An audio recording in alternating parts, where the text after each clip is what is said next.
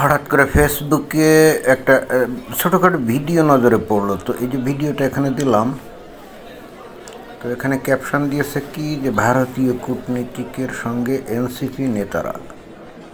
আচ্ছা আচ্ছা, এই যে এই নীল নীল যে ব্লেজার পরা যে লোকটা, যে হালকা দাড়ি, ওইটাই নাকি ভারতীয় কূটনীতিক। আর ওর পাশে যে দাঁড়ায় আছে কি নাহিদ, তাই না, নাহিদ ইসলাম। তো এখন দেখেন তো কি ঘটনা, মানে এরা কি অদ্ভুত ব্যাপার। দেখেন গায়ে হাত আসলেই কি এটা ভারতীয় কূটনীতিক নাকি? অনলাইনে তো অনেক ক্ষেত্রে অনেক উল্টা পাল্টা কত কিছু দেয়, তাই না? বিশ্বাস করা তো খুব মুশকিল।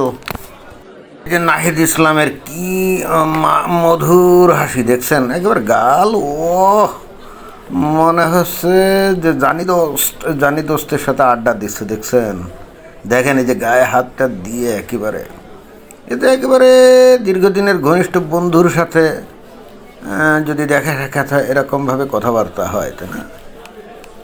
এখন আপনারা যারা এগুলো দেখছেন, এটা কি আসলেই ভারতীয় কূটনীতিক কিনা? আমি যদি আমার সন্দেহ আছে, কারণ অনলাইনে উল্টাপাল্টা অনেক কিছু দিয়ে দেয় না।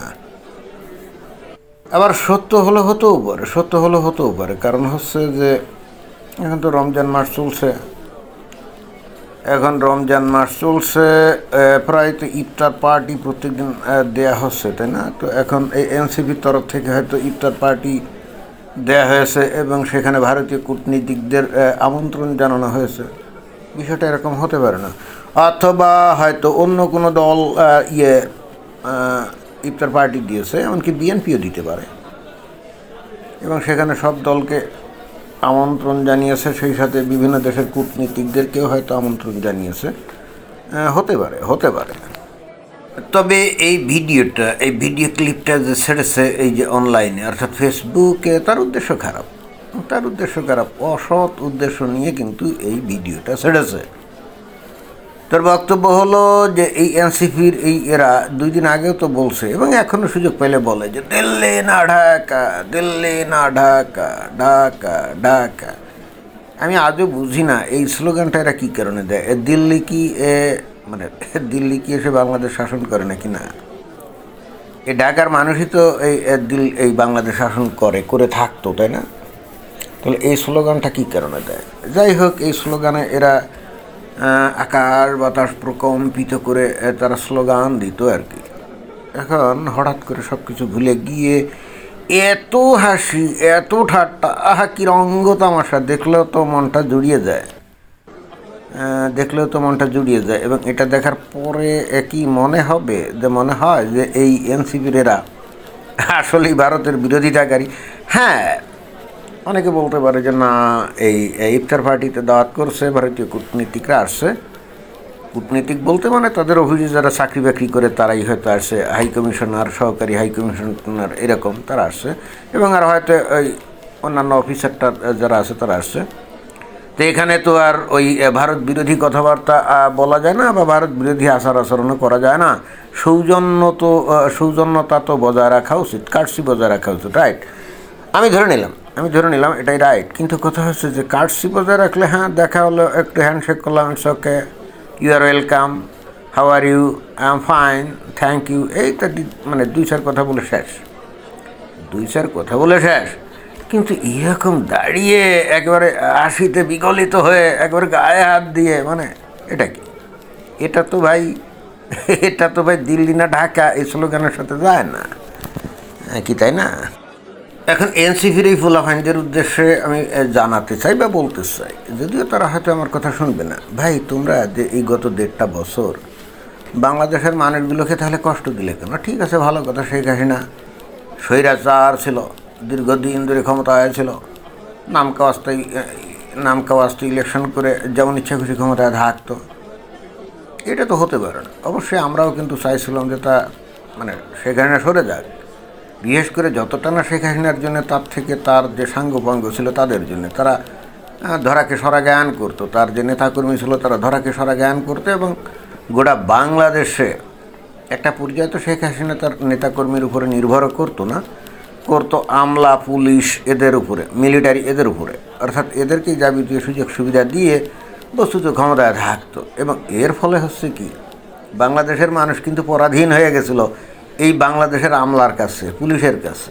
কারণ এই আমলা বা পুলিশ, এমনকি নিচের লেভেলের এই যে মনে করেন উপজেলায় যে একটা এসিলেন্ট থাকে না, বা ইউএনও, উপজেলা নির্বাহী কর্মকর্তা, এবং পুলিশের যে ওসি থাকে না, এরা প্রত্যেকেই সেই সমস্ত উপজেলায় নিজেদেরকে রাজাবাদশাহ মনে করতো, মানুষকে মানুষ বলে গণ্য করতো না। হ্যাঁ, এটাই বাস্তবতা, এটাই বাস্তবতা। এই কারণে গণ্য করতো না, কারণ এই জনগণের দ্বারা ভোটে নির্বাচিত হয়ে তো আর সেখানে ক্ষমতায় নাই, এই ক্ষমতায় বসাতো তো এরাই, ইলেকশনটা নিজেরা ইঞ্জিনিয়ারিং করে, তাই না?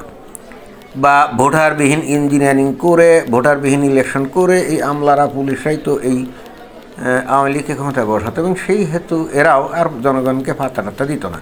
এবং বস্তুত আওয়ামী লীগেরও একটা বৃহৎ অংশ ছিল এই শেখ হাসিনার এগেনস্টে, এবং শেখ হাসিনার বিরুদ্ধে যখন আন্দোলন হয় তখন শেখ হাসিনাকে বাঁচানোর জন্য আওয়ামী লীগের নেতাকর্মীরা কিন্তু রাস্তায় নামে নাই। এটাই সত্য কথা।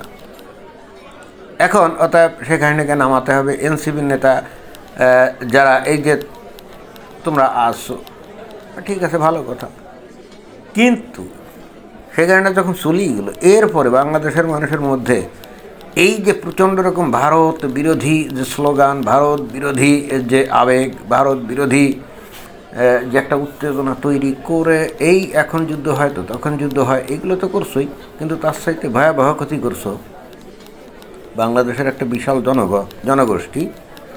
বিশাল জনগোষ্ঠী বলতে মানে যারা নাকি অসুস্থ হয় আর কি, রোগী, তারা ভারতে চিকিৎসা নিতে যায়। বস্তুত বাংলাদেশের চিকিৎসা পদ্ধতি ত্রুটিপূর্ণ এবং প্রচণ্ড রকমভাবে অযত্নশীল এই ডাক্তাররা, শুধুমাত্র রোগীর পকেট কাটে। আবার ডাক্তারি যে ভালো জানে তাও না, তবে 100 জনের মধ্যে হয়তো 10 জন ভালো ডাক্তার, বাট 90 জনই নাম কাওয়াস্তে ডাক্তার, এরা কোনো মতে সার্টিফিকেট জোগাড় করছে এই পর্যন্ত।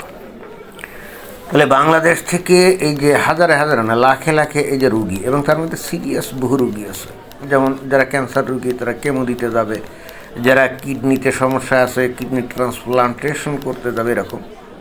তো ভারতের সাথে তোমরা যে যুদ্ধংদেহী ভাব দেখালে, এবং বাংলাদেশের এই যে 1.5 বছর ধরে এই যে ঠিকমতো ভিসা টিসা দিল না, ট্যুরিস্ট ভিসা তো বন্ধই ছিল, চিকিৎসা ভিসা সেটাও দিত মানে খুবই কম। তো দেশের জনগণকে তাহলে এই কষ্টটা দিলে কেন? তোমরা যদি এখন এই ইফতার পার্টি উপলক্ষে এই ভারতীয় কূটনীতিকের সাথে এই রকম গলায় গলায় পীড়িতের সম্পর্ক করো, মানে অনেকটা মানে পিরিতি কাঁঠালের আঠা এই জাতীয় মানে ঘটনা দেখা যাচ্ছে, তো তাইলে এই বাংলাদেশের মানুষগুলোর কষ্ট দিলে কেন? এটাই হলো আমার প্রশ্ন।